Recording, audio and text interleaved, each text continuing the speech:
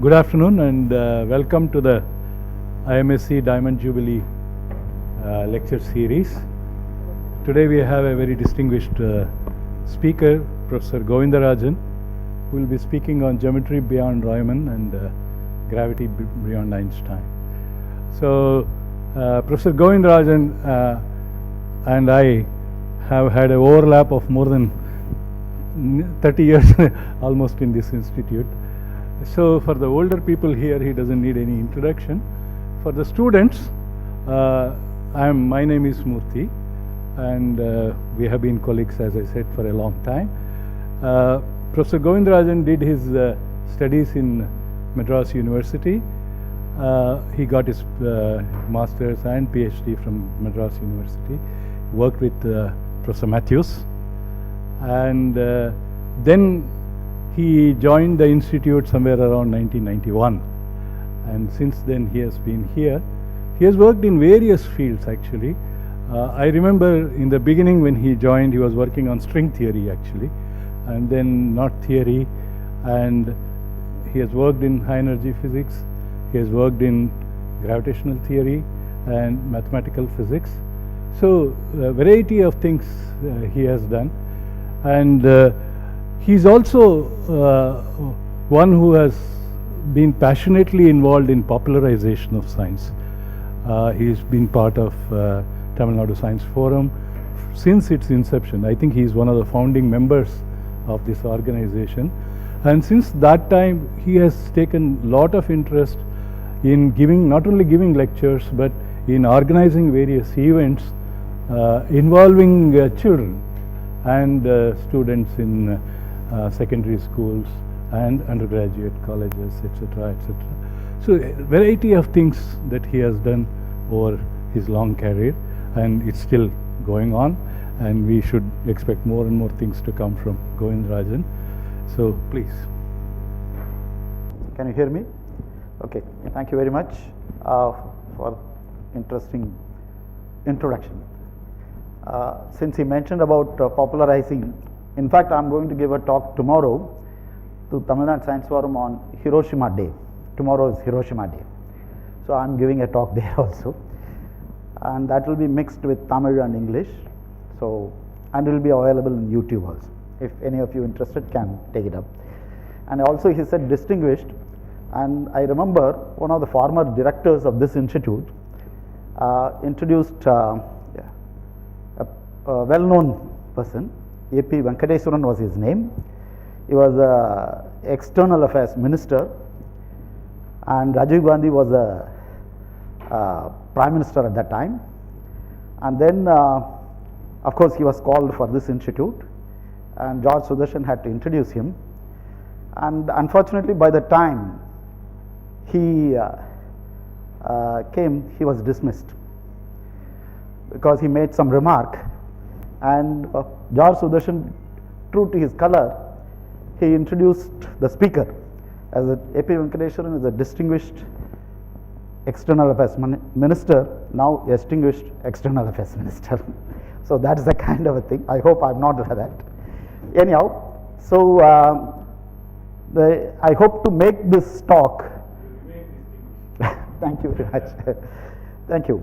So I hope to make this talk. I anticipate a lot of students are there, and of course maths and computer science people have also come. So I've tried to make it as a uniform. Everyone will appreciate or understand everything to the best of my knowledge, to the best of my abilities. So this is the thing: geometry beyond Riemann and gravity beyond Einstein.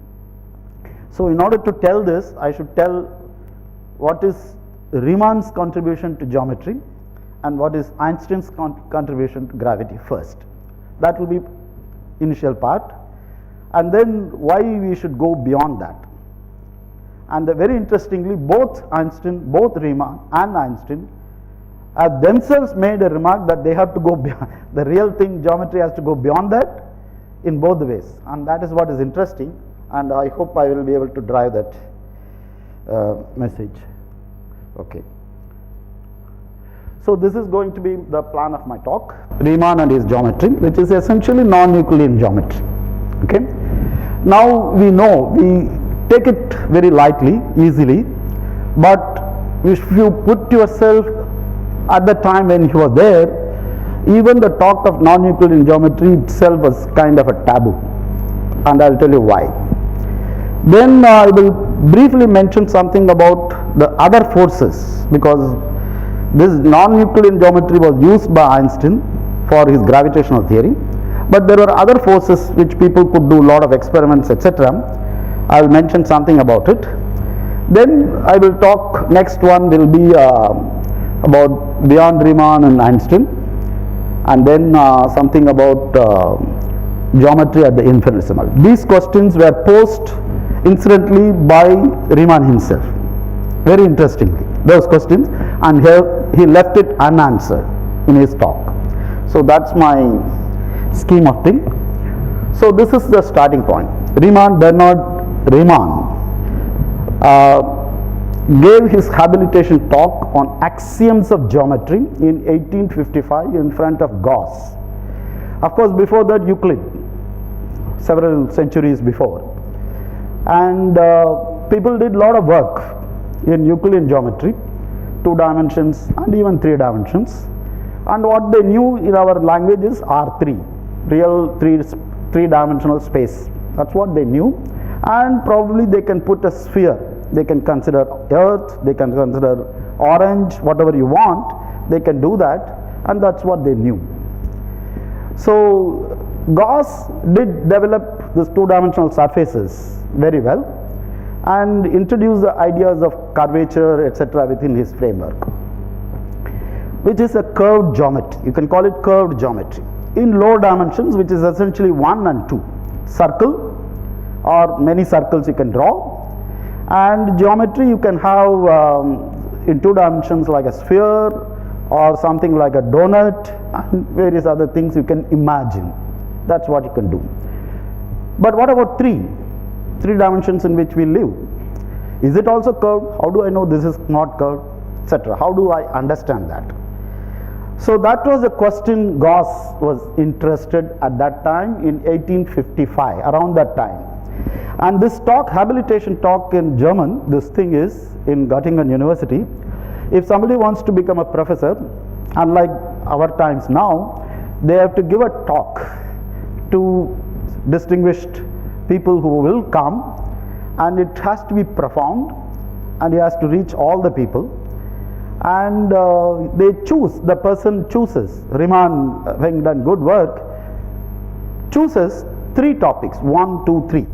Okay, and usually the person, the head of the supervisor, whoever is checking, head of the selection committee if you want, they choose one of them, and being considerate they will choose the first topic, assuming that must have been his first choice, that person's first choice.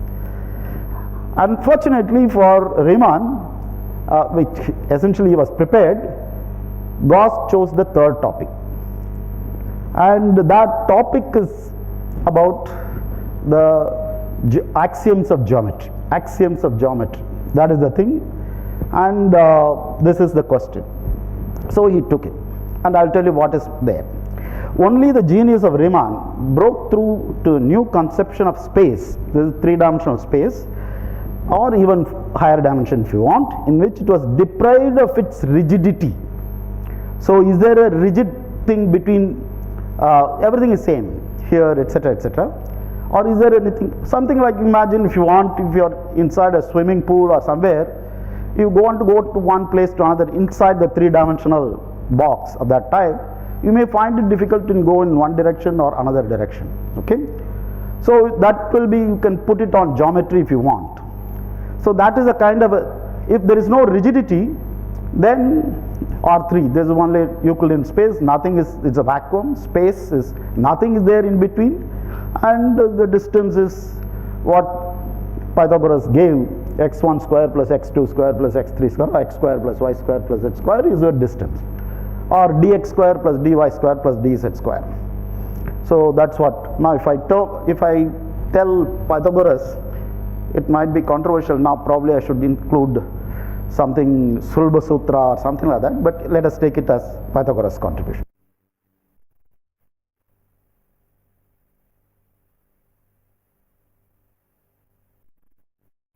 club, small club, some 4 or 5 people who were interested, and then that club is called Olympia Academy. And then they discuss papers of Riemann, Hermann von Helmholtz, Clifford, Poincaré, and others in their cafes. They'll go to the coffee place, discuss various things of this kind, focusing on non-Euclidean geometries. So this is the paper. This is the talk, actual talk he gave on the hypotheses which lie at the basis of geometry by Bernard Riemann, and it is in German, so it has been translated by Clifford much later, and several other people also have translated. I have taken this translation. Okay, so this is the thing. So what does it say?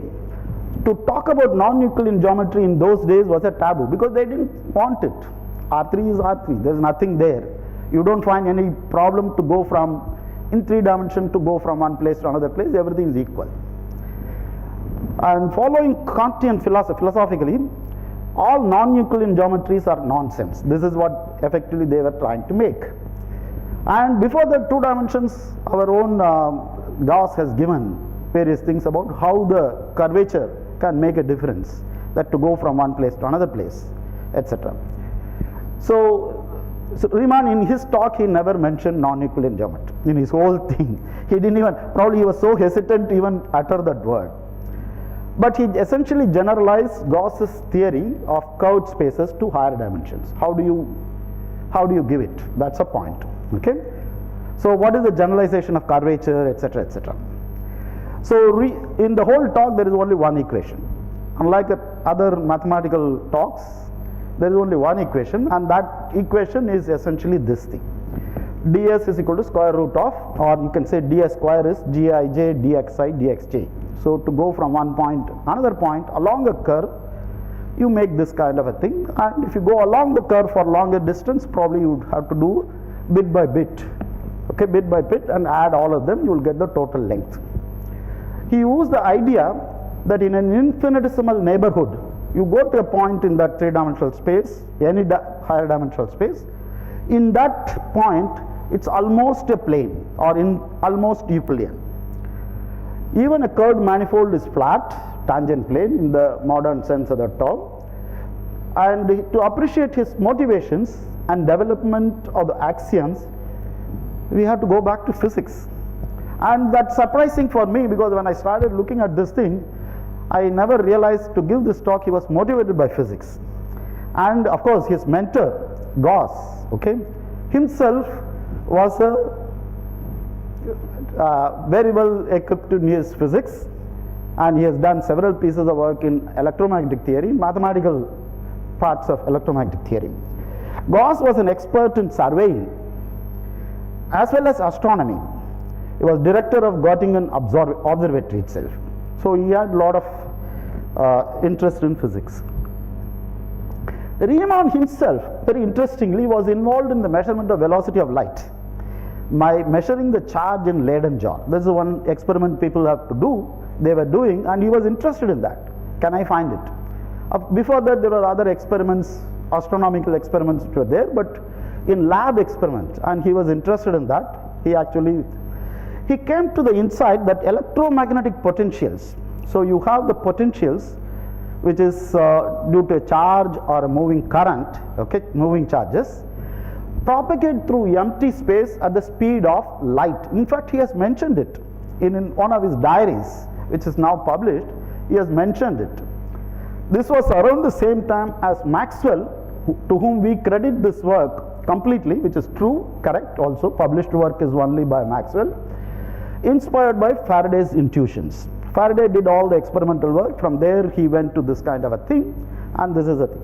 In Riemann's vision, what he wanted was this electromagnetic potentials, electric field and magnetic field, what you call nowadays electric and magnetic field. Supposing you have a charge here, another charge here, how do these two things interact?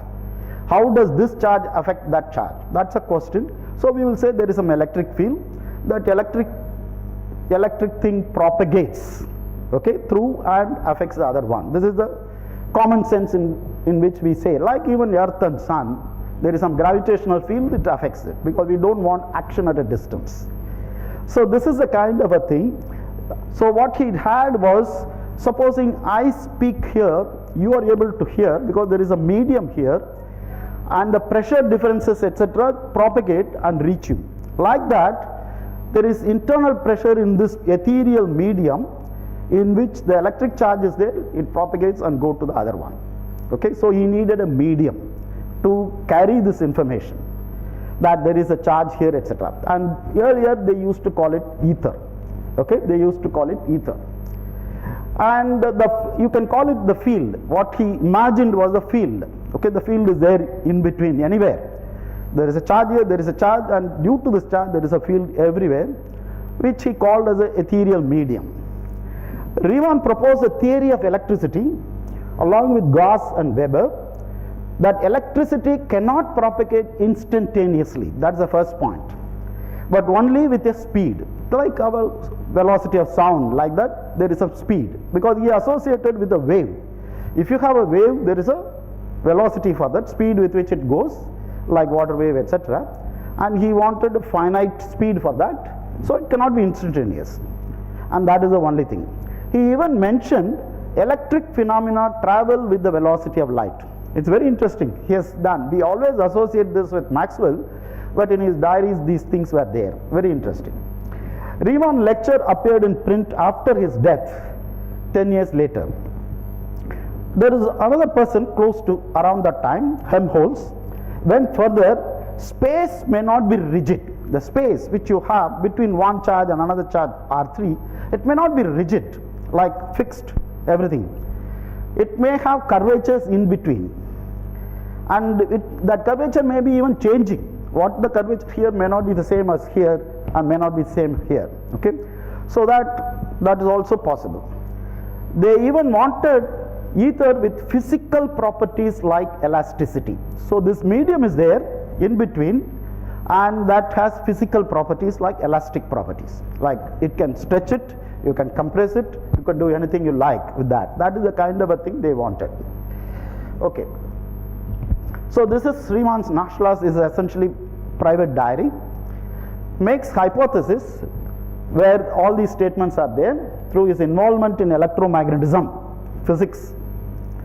Universe is filled with a substance that constantly flows into the atoms. One atom is there, another atom is there, where it disappears. Once it reaches that other charge, it disappears.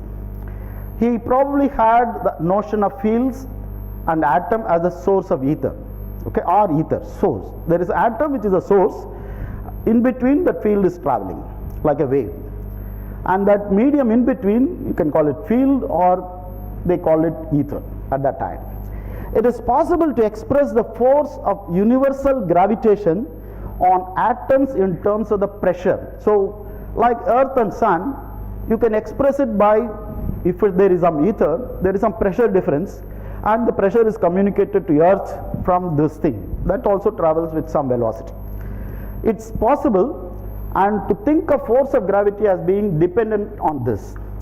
It follows that the space-filling substance must propagate the waves that we perceive as light and heat. The real motion of the substance in empty space must be assumed for the explanation of gravitation, and the motion that must be assumed for the explanation of light. These are all his statements in the diary.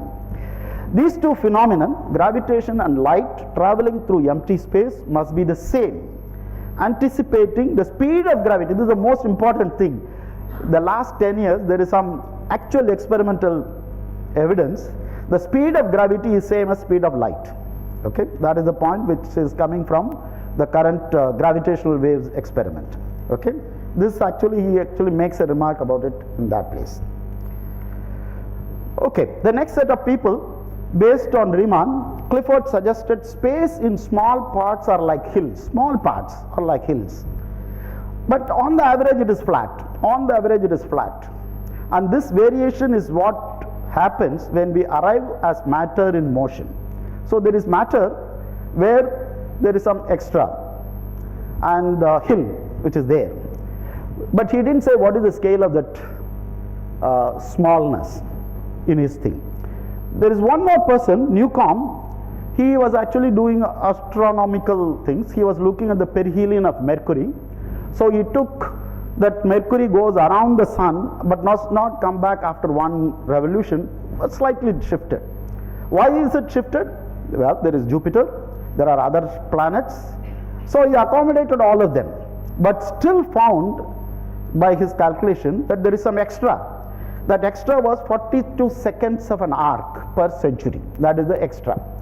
In fact, Einstein himself acknowledges that. And that kind of a thing was acknowledged by Poincare himself, which is very interesting. And he said that can be obtained by an extra force. Poincare mentions that extra 42 seconds can be obtained by an extra force. This is what he mentioned.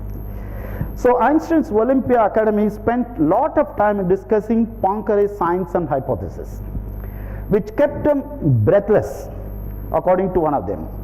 Poincare even discussed the question of bending of light. So now I have started talking about the space R3. The space is no longer flat, it is curved by itself. It is internally curvature is there. Now if there is internally curvature, to go from one point to another point, we should look for what is the shortest distance. If there are curvature, then the shortest distance may not be a straight line. So you have to bend, you have to go along some curve. So Poincare assumed this R3, the thing, the non-Euclidean geometry, even in 3 dimensions, is curved, because of which the straight lines are not the things, so there is a curve. So using the geodesic, what we call as geodesic in modern terms, even the light will only travel along that. So even light will be bending. Even light will bend. Earlier people were assuming light will not bend. But now even this assumption will bring in, and he even calculated some of those things. So Poincare even discussed the question of bending of light and remarks somehow Euclidean geometry. In his writing, he said, no, I somehow prefer Euclidean geometry. Whenever there is a bending or some other curvature changes taking place, I will introduce extra force. I will introduce extra force so that is what is bringing you to the changes the direction, etc. And additional forces to cause the bending. In fact, Einstein was very worried about this thing. He pondered for a long time. Poincare is on the foundations of geometry. This is the work. Elaborated earlier ideas and concluded space is to be defined by a group, right? This is what people earlier used to call it as a Erlangen program, that you define by, you don't say this thing, it is by rotations which leave the space invariant, which does not. So you talk about rotations. That's what is used by Poincare as his definition. Okay, but Einstein, now comes Einstein. So what happened is 1905. There is a famous year, Annus Mirabilis. Essentially he introduced the space and time, okay, the velocity of light, which was worked out by Maxwell's equations, etc. And later Millikan's experiment indicated that there is no ether. The velocity of light is the same in all, whether you are going in a train, whether you are stationary or any other thing, velocity of light is the same. That's a kind of experiment. So they wanted Minkowski space-time, which is space and time are not separate, they are one and the same together. So observers from different inertial frames, they call it inertial frames, okay, will observe differences, but the invariant quantities will agree. This is actually what is called Euclidean geometry, but with a slight twist, which is called pseudo-Euclidean geometry. What is there is x1 square plus x2 square plus x3 square minus c square t square. There is a minus sign which is introduced between space and time. That's why people call it as a pseudo-Euclidean geometry. That is the name for it. The determinant of the metric is -1. If you want to say that as a matrix, that is what will happen. This was needed to understand Maxwell's equations. Maxwell's equations were experimentally and everywhere everything was verified, which is also true with light, optics phenomena. And the important thing is that space, which was Minkowski space, is flat within quotes, and there is no need for ether. There is no need for ether. Ether was made irrelevant, okay, by Einstein in 1905. That's what that famous paper indicated. Now, Einstein went beyond this in the next decade. That is 1915, 100 years before. Sorry, I should have corrected it. The general theory of relativity. And there is a lot of discussion about the mathematics people like Hilbert, etc. They were also attempting, because of this connections to the curvature, etc., Riemannian geometry. And Einstein also, who was motivated by physics and various other things, along with his friends' help, I will not talk about them. Basically what happened was Einstein introduced the symmetric matrix Gij, which I wrote, and using that Gij he came to this famous equation, which is called the Einstein's equation, where, don't bother about this thing, this essentially incorporates your curvature of the space-time. Now the curvature of the space-time is indicated by what is called Riemann tensor, and then R mu nu Ricci tensor, and then scalar curvature R. All those things are tensorial calculus. So the equation on the left hand side talks about how the geometry is. Everything is given by the geometry of the space-time. The term on the right hand side, T mu nu, is energy momentum or tensor, or what you call as this is the kind of equation, in fact Newton kind of people earlier wrote, which is del square phi is equal to rho. That's what people will write. If there is matter here, the space is producing a potential, like that. So you have like sun, earth, etc., which is giving you the T mu nu, and the left hand side gives you the space time, which is curved. That's what is happening. So essentially matter, which is energy momentum tensor, curves the space time, and the curvature determines the path of the particles in the space time. So sun curves the space time around it, and the earth, which is moving in it, is taking an elliptical orbit. Whatever orbit you want to have is the thing. So this is a mutual arrangement between them. No doubt Einstein theory is very beautiful, because it is geometry. Completely everything is geometry. Also it has tremendous success to understand gravity in solar scales, solar system. All the things, everything fell apart. Now, as I told you, perihelion of Mercury was one of the greatest thing which was recognized by Einstein himself, which brought that 42 seconds of an arc exactly. That's what made that whole thing people became. And bending of light was experimentally measured by Eddington in 1919 by looking at the solar eclipse, because during the solar eclipse the whole thing is dark to some extent, and there is a star becomes visible even during the daytime, and how that light from there is bent. That's what he calculated, and it agreed. This is the basic thing.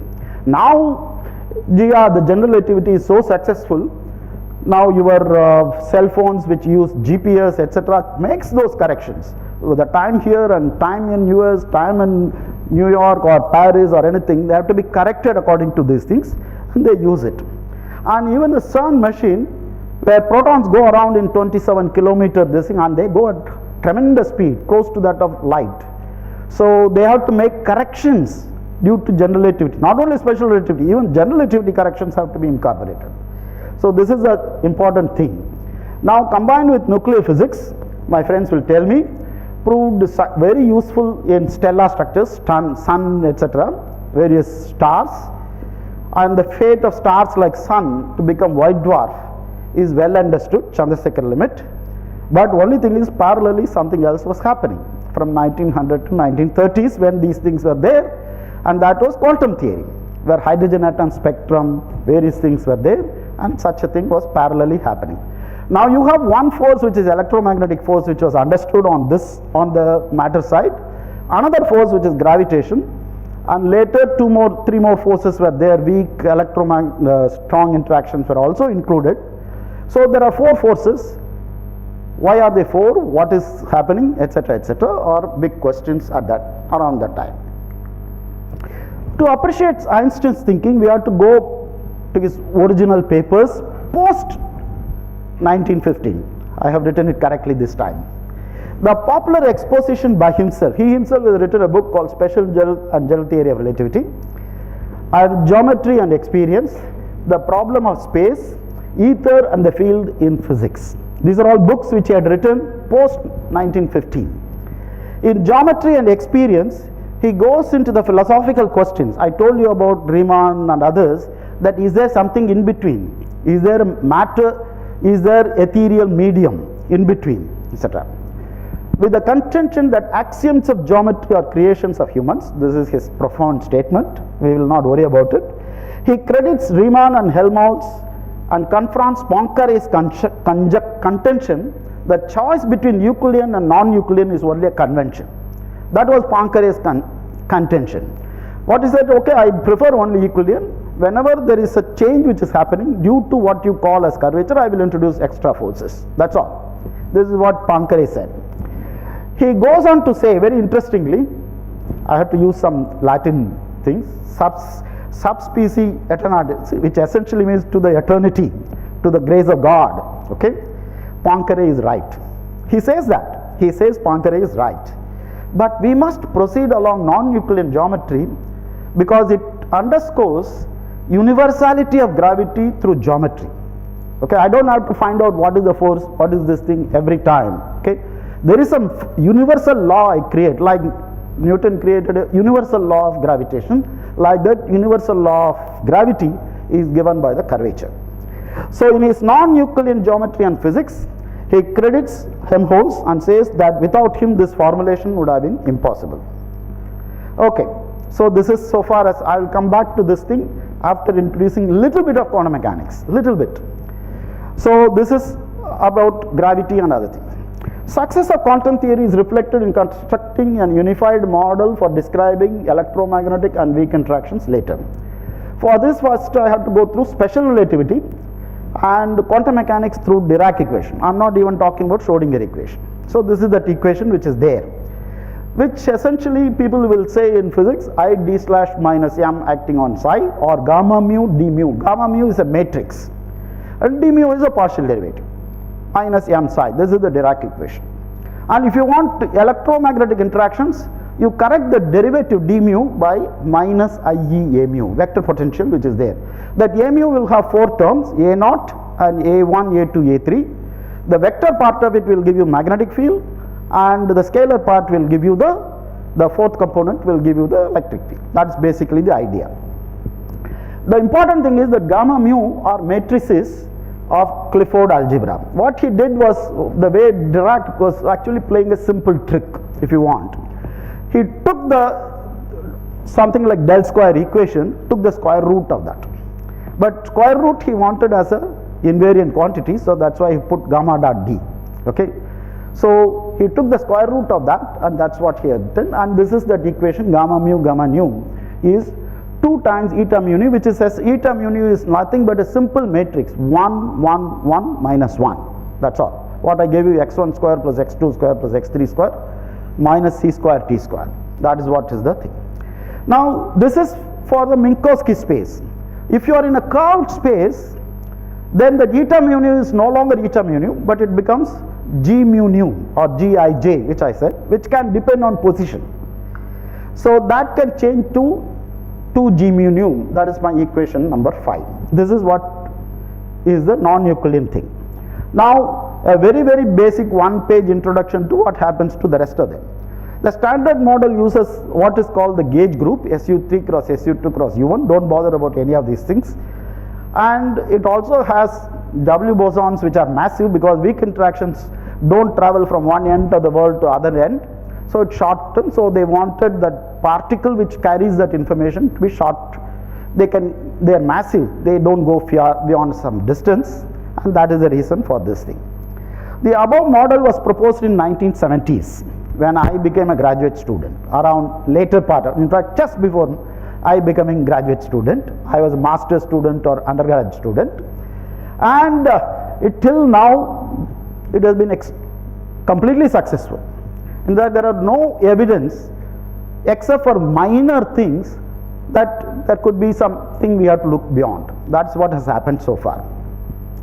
Several attempts, of course people want to go beyond that theoretically, so that you can try to say something, but so far experiments have not forced anything beyond that except minor small things here. So that is as far as standard model is concerned. Now this thing also helped to understand what is known as the Big Bang theory of universe. So 14 billion years ago there was a Big Bang, and the expansion of the universe started, which was obtained by Hubble. Okay, so the distant galaxies go faster and faster. The farther the distance, farther the speed is also higher. That you can find by redshift. That's what they did. So now we know, based on all these things, in addition to solar system, which was known only earlier, before around the time of Galileo and others, they knew the stars which are visible, but about galaxies, etc., became known. Now we know that luminous matter constitutes only 5%. There is 24% of dark matter, what we call dark matter. I'll tell you the reason for that. And the rest are dark energy, which is responsible for the acceleration of the universe expansion. Expansion is there and that acceleration is there. So these are the three factors. The matter which is there in the universe, these are the parts which are there. So Einstein tried to unify electromagnetism and gravity and did not succeed. That was one of his, till his death, that was one of his ambition, and he didn't succeed.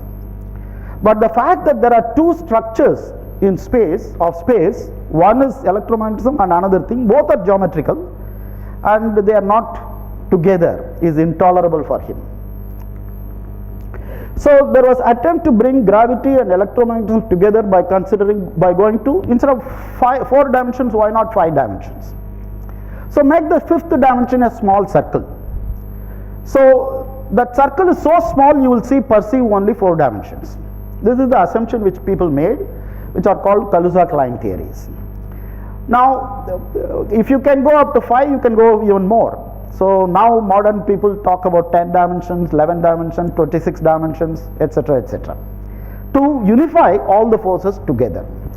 Now, honest remark which I have written here is, there is all these attempts have not been reasonably successful to say that we can take it for granted, because all the supersymmetry, supergravity, superstring theory, etc., on which, as Murthy said, I have also dabbled in, and so far I would honestly say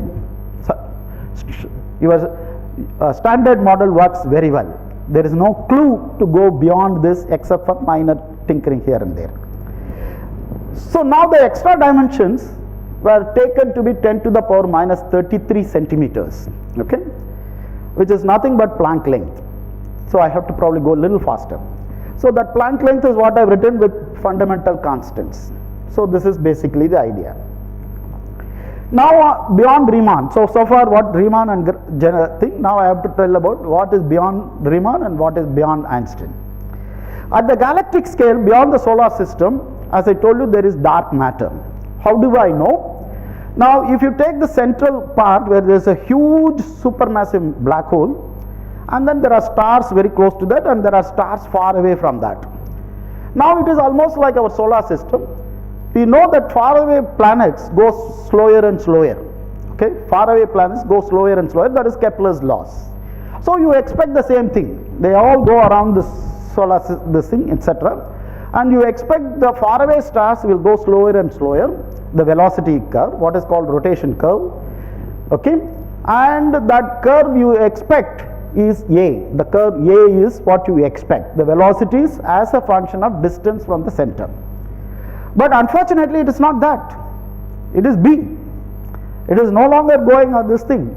So what is it you can say? Okay, if that is the case, there is matter in between. There is some matter which is there in between, which does only gravitational interaction, which makes sure that B curve is followed but not the A curve. This is what is responsible for what you call as a dark matter.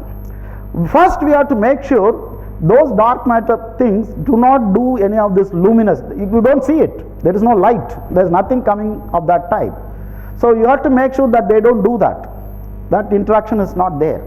So this is because all other stars are only seeing by electromagnetism or X-rays or whatever it is you have, radio waves, etc. So this is basically the problem. So this is the curve between A and B is what was bothering people. So various things are there. I will not talk about all this. Galaxy clusters, mass distributions can be measured. So there are several solutions. So let's take the bullet number 4. At the several candidates like supersymmetric candidates, there are extra particles there, and Higgs sterile neutrinos. Our own institute people, a lot of people are actually in our institute, they are doing good work on these things. So there is one new thing which I have also been involved, which is called fuzzy cold dark bosons. Okay, I will tell you what this thing very beautiful. The fuzzy dark matter is a model which suggests that dark matter is composed of ultra light particles, very light particles. Well, these people are worried about the mass of the neutrino, which is maybe 0.1 electron volt or 0.01 electron volt, but the particles which suggested are 10 to the power minus 20 electron volt. Okay, so that is the thing, and that we called it as Stickelberg field. And with a student from CMI, I did the work, and that student has gone, help from this thing is he got perimeter admission. Okay. So there are other people who talk about modified gravity. Oh, we have to modify. If you don't modify geometry, you modify the gravity, right? Beyond Riemann or beyond this thing.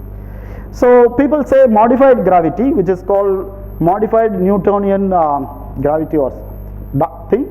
For dark matter. But only thing is, if you are going to modify like that, the beauty of geometry and other things are completely lost. That was what was bothering many people. So now we have to go back to understand this, where these things anticipated the master himself, that is Riemann. So you go back to that same paper which I mentioned, and he actually talks about some of these issues.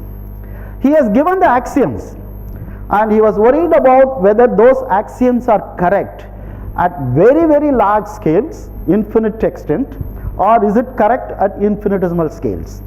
Very small scales and very large scales, are these axioms correct or not? That is the question he himself has posed it there.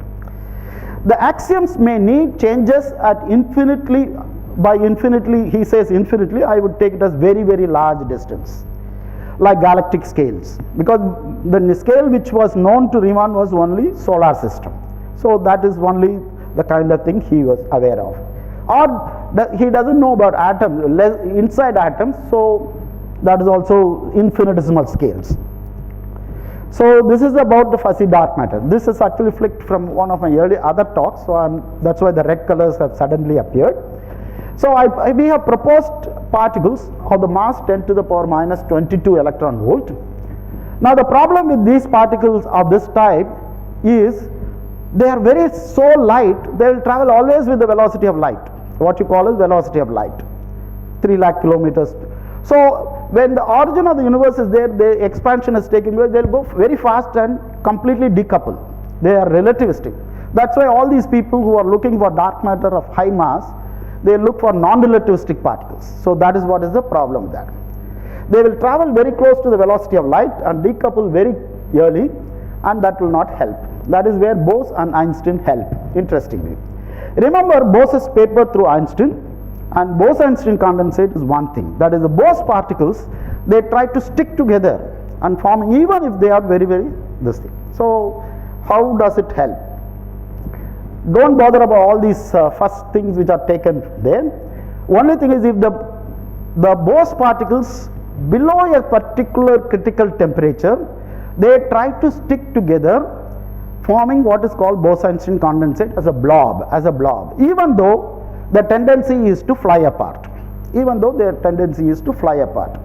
And that formula 6 tells you what is that mass. It is a function of that mass or the particles, gas particles, like what we learnt in our college days, kinetic theory of gases. That is what the critical temperature is.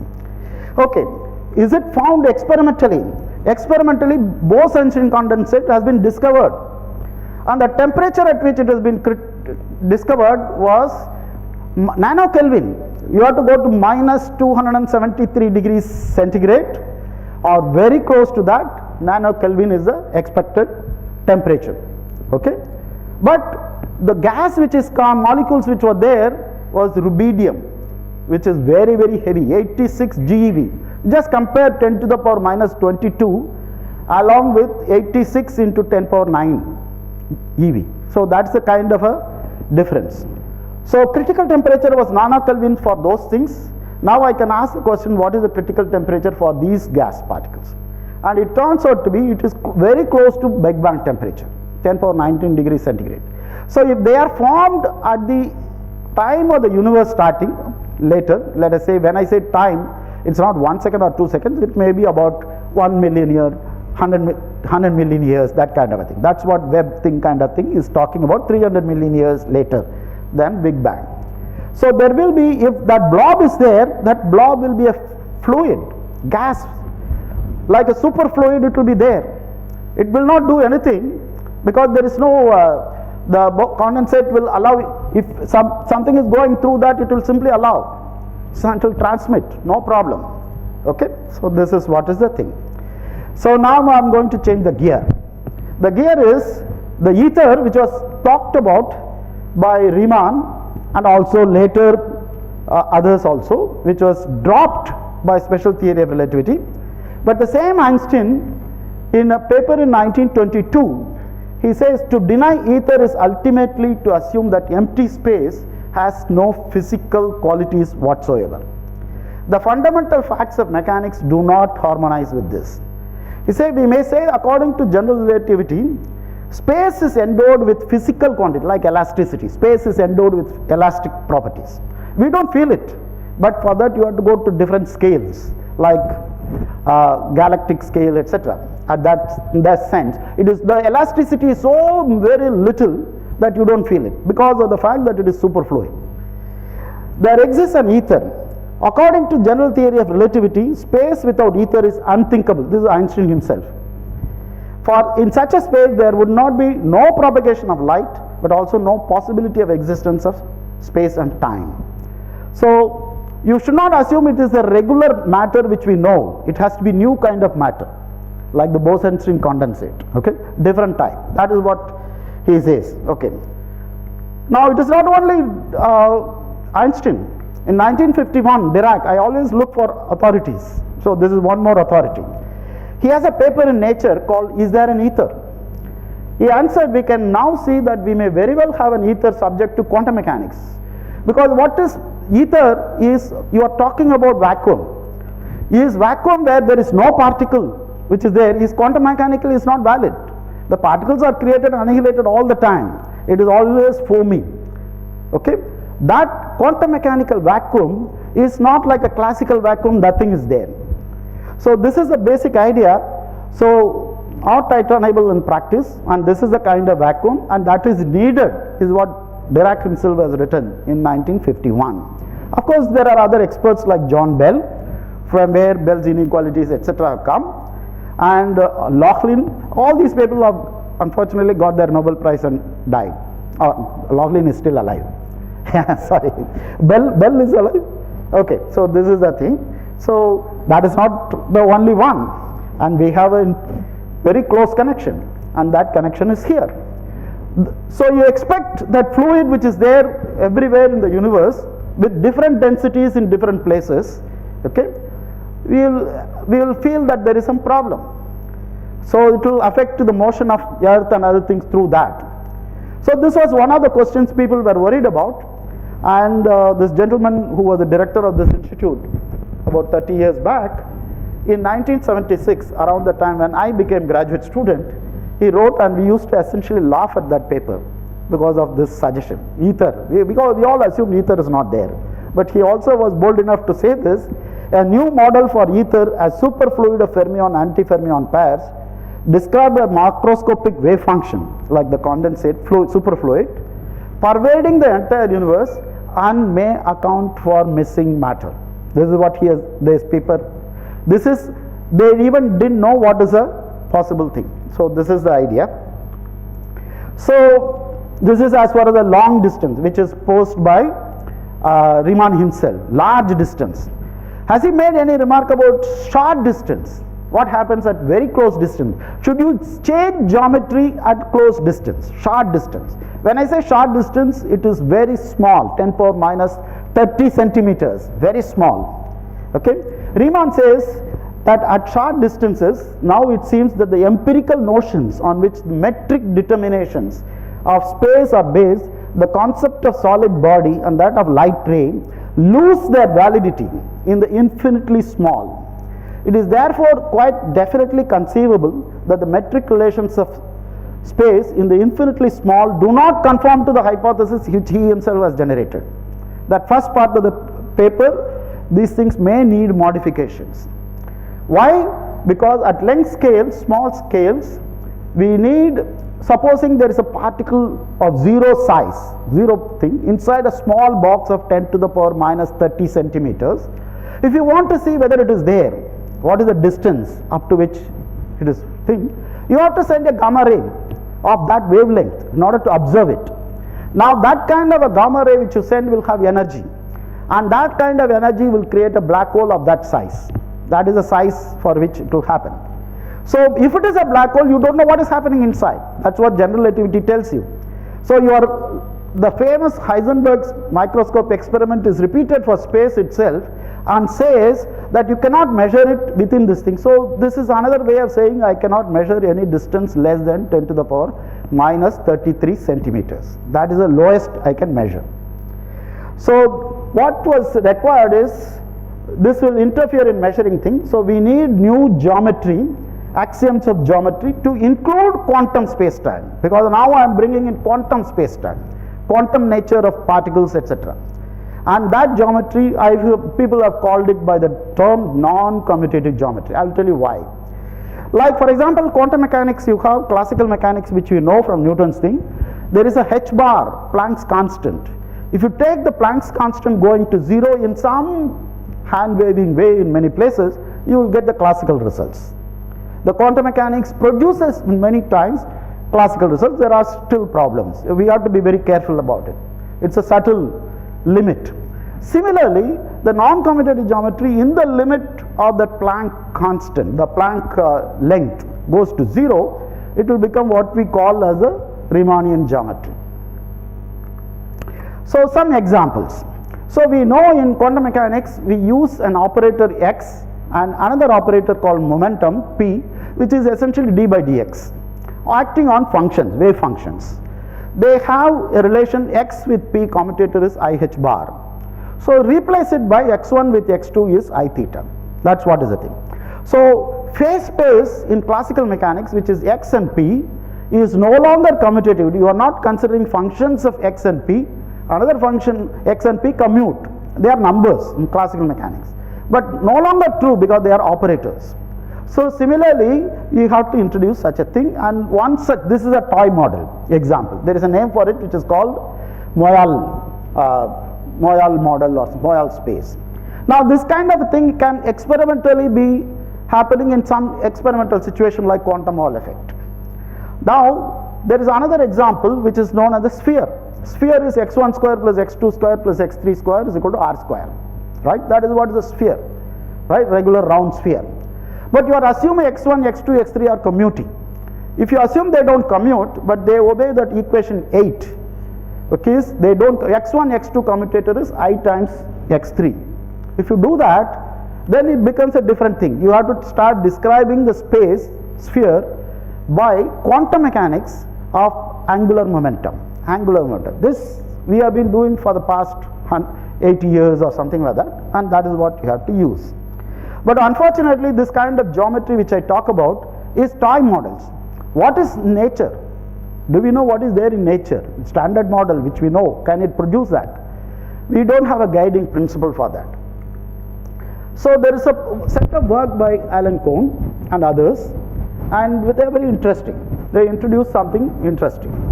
So let's go back to the Gij, dxi, dxj, where dxi, dxj are translation. You go from one point to another point, which is what we call as the momentum of d by dx will tell you how to go from one point to another point, derivative of the function. So the dx and dx, which I wrote, you even put a dt there. Dx by dt will make it square of velocity, which is what we call as the kinetic energy of mv square. That mass term which is there, which is multiplying, is played by the Gij, which can be taken as Gij. The metrical information is mass of mv square, that Gij is there. So this is what is played by the ds term. Okay. So instead of that, he introduced this term, Kohn, which is called Dirac Operator, which is what I wrote earlier, gamma mu d mu. The d mu is your kinetic energy kind of piece, and that gamma mu is connected with G mu nu, which is gamma mu anti-commutator is G mu nu. The metrical information, the local information is carried by that gamma matrices, which is Clifford algebra. So he created a new structure which is called spectral table. Instead of space-time, which is commutative space of functions, he introduced space of functions or some algebra which is not commutative. That algebra is what I have written as curly A, and it replaces the space-time, and H is the Hilbert space on which these functions, the algebra is realized, and D is the Dirac operator. So this will tell you what is the geometry which we want to have. If I can create a good algebra, if I can create that Hilbert space, if I can make correct meaning of the Dirac operator, then all my set that I have replaced what was done by Riemann, what was done by Einstein to a quantum geometry, But the question remains, what is the algebra? We don't know. But whatever algebra you have, you should get back to at least in some scale, like LP going to 0 kind of limit. We should get our standard model, we should get our general relativity, we should get back what we know. The same question was there in quantum mechanics. Whatever quantum mechanics of particles at atomic scale is there, we should understand why if I throw a stone it follows the Newton's law of motion, right, at that scale of physics. So that kind of a thing has to be obtained. Such a thing was done which is called almost commutative space. It is non-commutative but almost commutative. So that if you make that almost go to 0, you will get back your old thing. And that algebra which was required was space of functions on R4, that Minkowski space-time, followed by a 2 by 2 matrices which is called the Quaternion Matrix, which quaternions were created by Hamilton, and incidentally today was the birthday of Hamilton, and another one which is the complex matrices, 4 by 4 matrices. So this is like extra dimensions. So you have the space of functions, and then you have space of matrices, a thing which tells you what is the algebra. It's a direct product of these two things. And this is something like Kaluza line, which I told you put an extra circle, right, extra sphere in 4 dimension at every point, which is very tiny that you don't perceive it. That kind of a thing, and this is called almost commutative geometries. And this way they could get the standard model. Can they get anything beyond? Answer is unfortunately no. They are unable to predict something more that will give them a guideline for experimentally where you are looking for. This is what is the thing. So this is basically the way in which the whole thing was done. And I will not explain Dirac operator which is here, which was written for another place. So this is the direct product there is, the first part is for the algebra of functions in Minkowski space.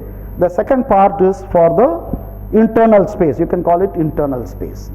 So the way to compute is also given by them, and they can actually produce standard model in some corrections, and they claim some success in understanding.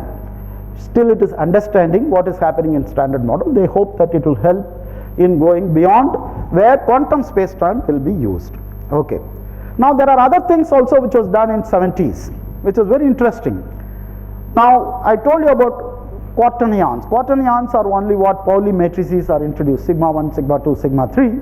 That is it. Yeah, what they were asking is the question, you have an equation x square is equal to minus 1. What x is equal to plus or minus I. So they introduced that I, complex numbers were introduced. Now you can ask the question, can I have more than 1 of that type?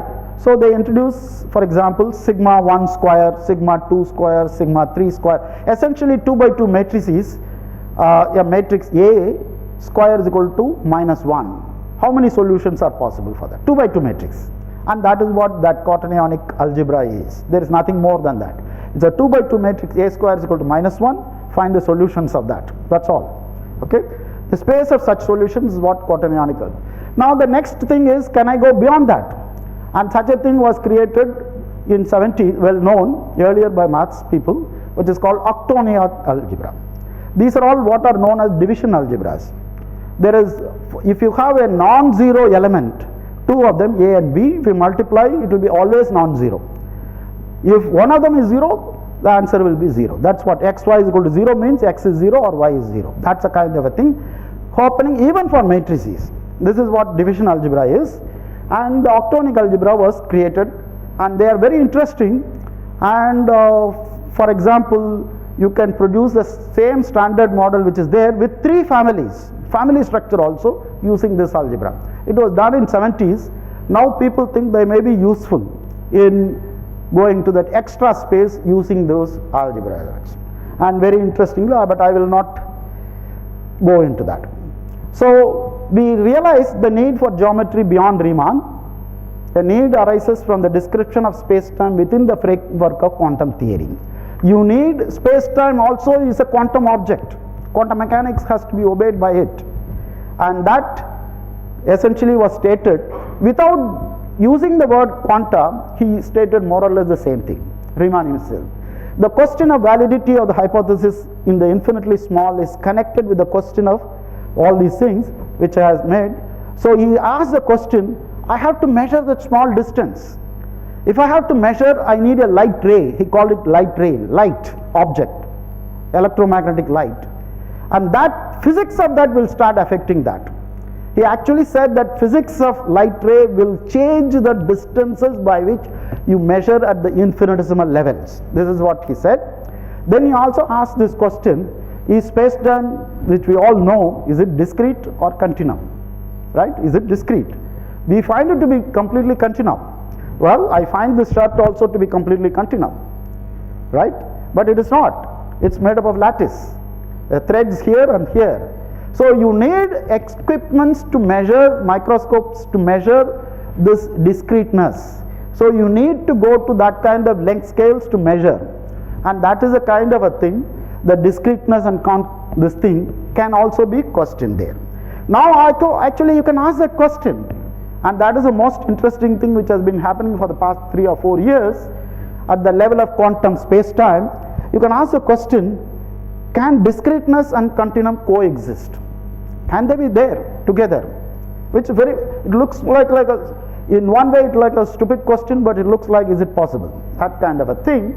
And the answer was given by sometime in 1930s by von Neumann and Jordan, who had created quantum mechanics. Space-time before that was described by algebra of functions, which is commutative. But now space-time is described by not by algebra of functions. They are described by self-adjoint operators, operators which are Hermitian in what generic sense. Now these operators which tell you what is the space-time, they no longer commute. That's why non-commutativity also arises. Okay, but there is only one Hilbert space which is called separable Hilbert space with a countable basis, but it has operators which have discrete spectrum as well as continuous spectrum. So you can have coexisting situation where continuum and discreteness be described in the same theory in a nice way, and that is possible only if you introduce quantum theory. So this new ingredient at the core of quantum calculus renders the framework of non-commutative geometry is effective. In such a Hilbert space, that's what von Neumann did, which happens, for example, we say that 1 particle, 2 particle, 3 particles Hilbert spaces. Now the quantum field theory talks about product of various Hilbert spaces, 1 particle, 2 particle Hilbert space, 3 particle. Now can I write it as product of that Hilbert space? Answer is, it is not bipartite like that, because there is a symmetry group, there is identity and distinguishability of particles happen, that you have to modulate, you have to divide it by a symmetry group, which is permutation group. So this is what was introduced by von Neumann in 1930s, which is called factorizations, which are not tensor product type H1 cross H2. There are 3 types. A friend will confirm whether I am saying correct or not. Sundar and Vijay, all these people are experts in this area. It's unfortunate, I have been talking to him various things about von Neumann algebra, I never asked him this question. So there are 3 types. One is a tensor product type, but not tensor product, but there is a trace. The third one is not either of this. Okay. Now there are some situations in type 3 where it can go to type 2 by some controlling parameters, and that is what is the thing. So quantum field theory, which we all talk about, swear by it till now, the operator algebra, which I have been asking for to describe space, time and particles together, they all come under type 3, and that is the most dangerous one. Okay, we don't understand completely. And how to handle this is one of the important questions, which in fact of late several papers are there. Okay, I have to conclude. Remove life from Einstein's beautiful theory by steamrollering first to flatness, because you want to make it flat and then put some corrections. Then we shall learn nothing from attempting to weave the magic of band of quantum theory. If you want quantum theory, don't make it flat. Over the result. This is what Roger Penrose says. And it also introduces what is called the non-locality, which is there in quantum mechanics in one way of saying, and that's what he describes. So what we need, axioms that lie at the basis of quantum geometry, which will be beyond Riemann and beyond Einstein. So I have some references. The most interesting reference which I used extensively in this is a collection of papers from Riemann to Einstein, from that time to Einstein, and all these private diaries, etc., are also inside that. And it is so profound, by Riemann, some 3 or 4 of them, Helmholtz, and later by Clifford, Poincaré, some 2 or 3, various things where, in fact, number of equations in all these things is very limited. In all these things, it's almost like their intuitive ideas they are talking about, and there are other people have done the work. I myself have done some work on this with Nikhil, which I mentioned about the dark matter question, and also about fuzzy geometries, and this is what I have to say, and I thank you, all of you. Hope I could make it nice.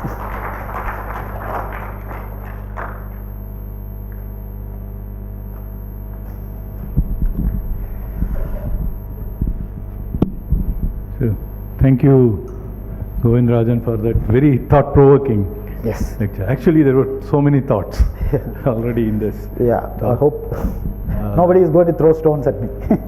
If I say ether is there within these definitions, people may be angry with me. Any questions here? Yes, Rahul.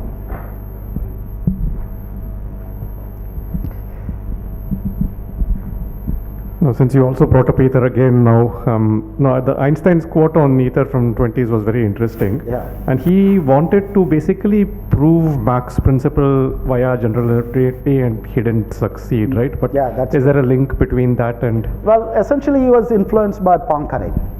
Poincaré wanted to, or even Riemann himself, or those people in their private diaries which they have written, that there is some ponderable thing which has to be there. That's what their assumption. So you can even take general relativity, the current general relativity which is given by Einstein, go to the limit velocity of light goes to infinity. That's a contraction which people do. Then what you have is Newtonian gravity, but the three-dimensional space in that Newtonian gravity is curved, because this was originally started with the curved space and that goes into the curvature. That's the kind of thing Poincaré was talking about. So the three-dimensional space is curved, that's why there are geodesics in that curved space, and even light bends there, So that was actually forcing Einstein to think more, and then this idea that ether kind of medium is there. But what he made the remark is, we cannot call it by a regular matter, regular elastic properties matter. In fact, around the same time with Bose's paper in 1924 or 5, where he wrote about the famous statistics, Bose statistics, there was a big talk about it, and he was very impressed with that because it gelled with what he wanted, and he used immediately to produce a Bose-Einstein gas. For the kinetic theory of gases, he just put it, that's all. Statistics, he put it. Free Bose gas. No more interaction, they are not interacting at all.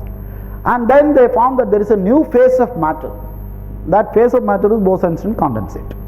So that kind of matter, he himself was not able to put it even in general relativity. Possibility is there, that is what one is thinking along. So it is likely that these things were bothering him in a big way. That's why his ideas of quantum mechanics and entanglement, because if you are having a Bose-Einstein condensate, it's a completely A state is created by all the particles together. They are entangled in some sense. The wave function is wave function of all the particles together. Okay, you cannot say that this is the wave function of this particle. So that is a kind of a problem. So these things were bothering him from 1920s to 40s. He was not completely successful, but his thoughts are very interesting. That's what I wanted to say.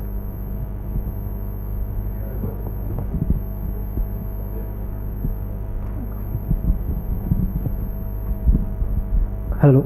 So can you please show the curve that distance versus velocity curve while explaining dark matter is showed? Yeah.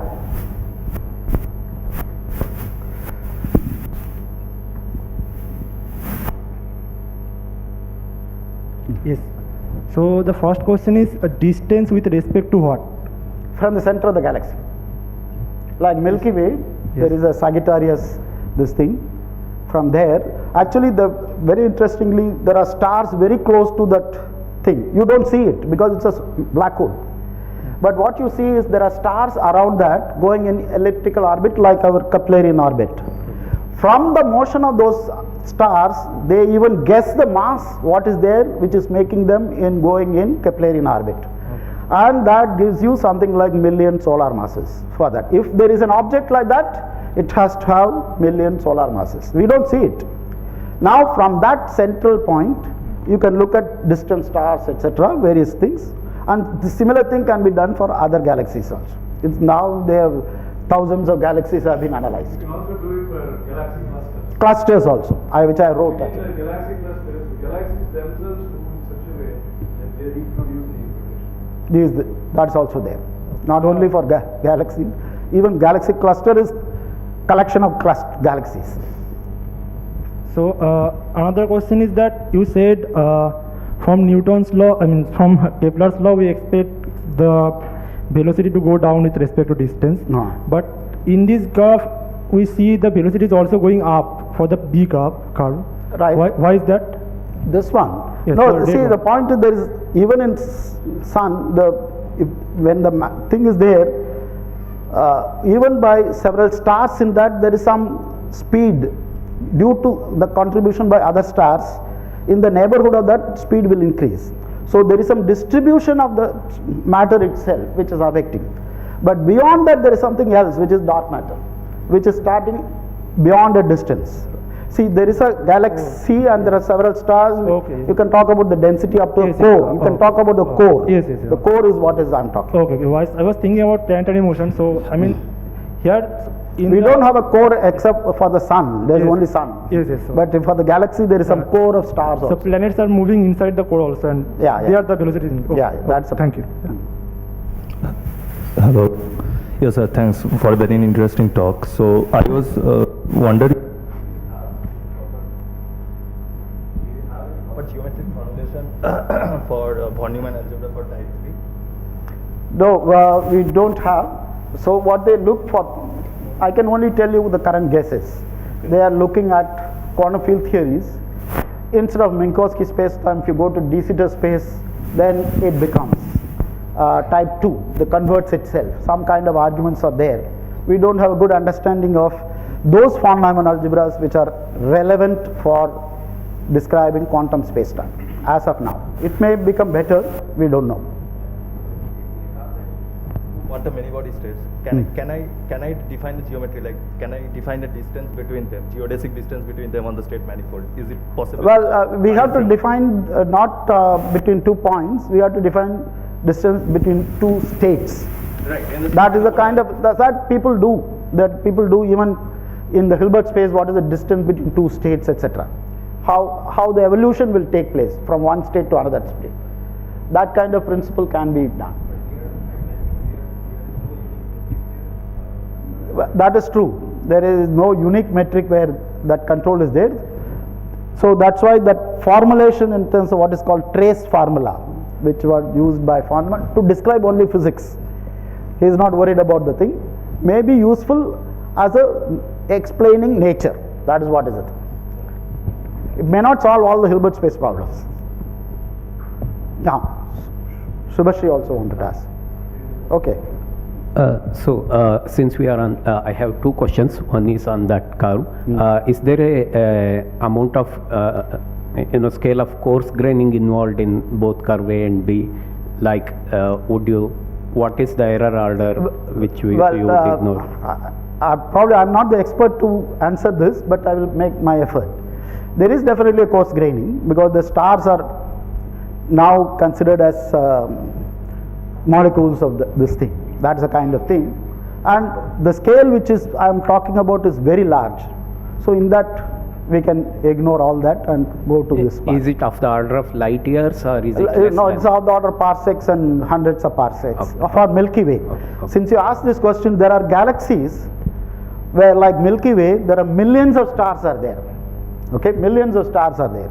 But there are galaxies which are called dwarf galaxies, and the dwarf galaxies will have 1,000 stars, 500 stars, not big. Okay, their distance is of the order of what people call as the parsec. It's 3 light years, approximately 3 light years is 1 parsec. It's about 1,000 light years. Whereas here in Milky Way, we are talking about millions of light years away. So here it is 1,000, and such galaxies are also there. And dark matter is seen there also. Dark matter is seen there also, and they can draw the profile of the dark matter density. That also is there.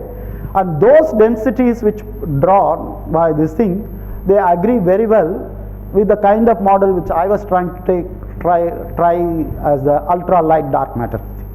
The other things have some problem because they try to blow up at the center, but doesn't happen in these models. That's the advantage of this.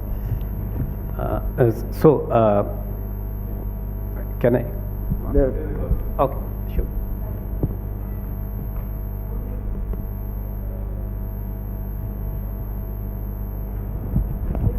Yeah, I can hear you. Don't thank, go ahead.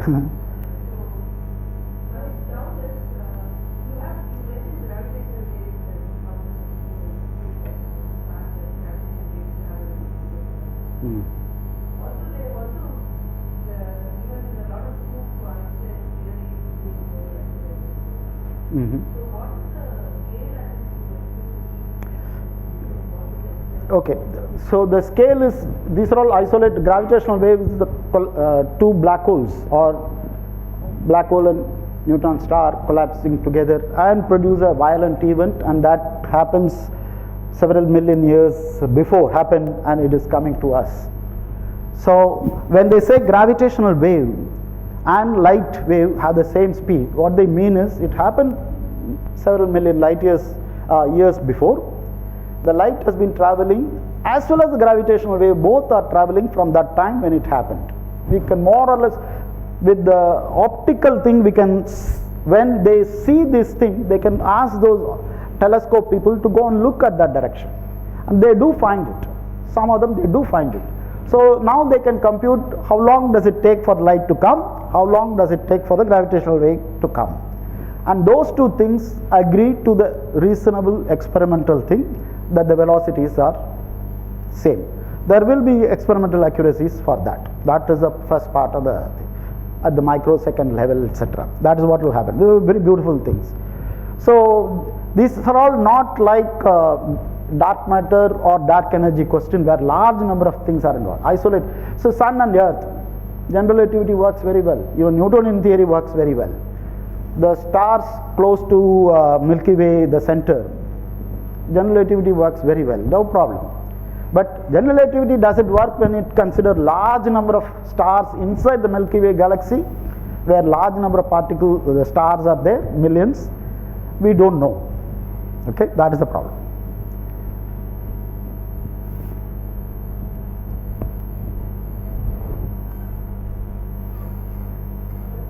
Yes. Hello. Hi sir. So you said you talked about this ultra light dark matter, and you said that it created in early universe and it travels with the speed of light. Almost, if it is there, it will travel at the thing, but they form this condensate. If the condensate together cannot travel at the speed of light, that's a problem. Yeah, so that is what I'm not able to correlate. Like it travels near to the speed of light. If it is left alone, it will travel. Like neutrino, if it is left alone, it will go at that speed. But neutrino inside some very heavy density, this like for example, even inside the sun to come, they travel less than the speed what you would expect. But so what it travels speed at vacuum, what it happens in medium is different. So but most of the space is empty, right? Like that's so what is the question. These particles themselves, okay, like the thing, they form what is called fluid, very large number of them, and that will be the background medium, what people may call it as ether or whatever it is. So that's the problem. So Bose-Einstein conditions happening only at the place where large visible matter there. That's what. No, these are all visible, but not visible. Now, why should it be invisible? Bose particles, obeying Bose statistics, is enough to form the condensate. Is enough to form. In fact, that's what Einstein did for Bose-Einstein condensate. Was he was taking free particles, kinetic theory of gases, which we do in colleges. Instead of, he also said they obey quantum mechanics. Second, they have identical and indistinguishable. That's all he used. What Bose gave, he essentially used it, but Bose gave it for photons, but are supposed to be without mass. Now these are all particles which have some mass. That's all. But this happens at some temperature, right? The temperature is, so if it is very, very, very low mass, like 10 to the power minus 22 electron volt, the critical temperature below which the condensate will be formed will be 10 to the power 18 degrees centigrade. Very early universe. Very early universe. It will be formed. Like the condensate which we see in the lab, it is formed if the temperature is less than nanokelvin. Okay, very small. But that is because the gas which they took here was using rubidium. Rubidium nucleus has about 100 GeV or 100 into 10 to the power 9 electron volt. Whereas the particle which I am talking about has 10 to the power minus 22 electron volt. Just see the order of magnitude difference. That's what makes the difference. Yeah, one last question. Why are you calling it as a ether or ether-like medium? Well, that's only a name. There is some fluid of these things can be talked about only as a fluid, or we can't talk about individual particles, right? The meaning of individual particles is lost in such situation. So we have to talk in terms of a fluid. Like for example, water in a tube, okay, flowing. We don't talk about the H2O there, molecules, right? They're all collectively going together. So it's like a fluid which collectively exists at that. That's what is the. Yeah, just one more thing. So is it like a classical field more? It's only for visualization, I'm telling, because Bose-Einstein condensate has to be visualized in that framework. But it's like a superfluid. So I think before we go, I have one question.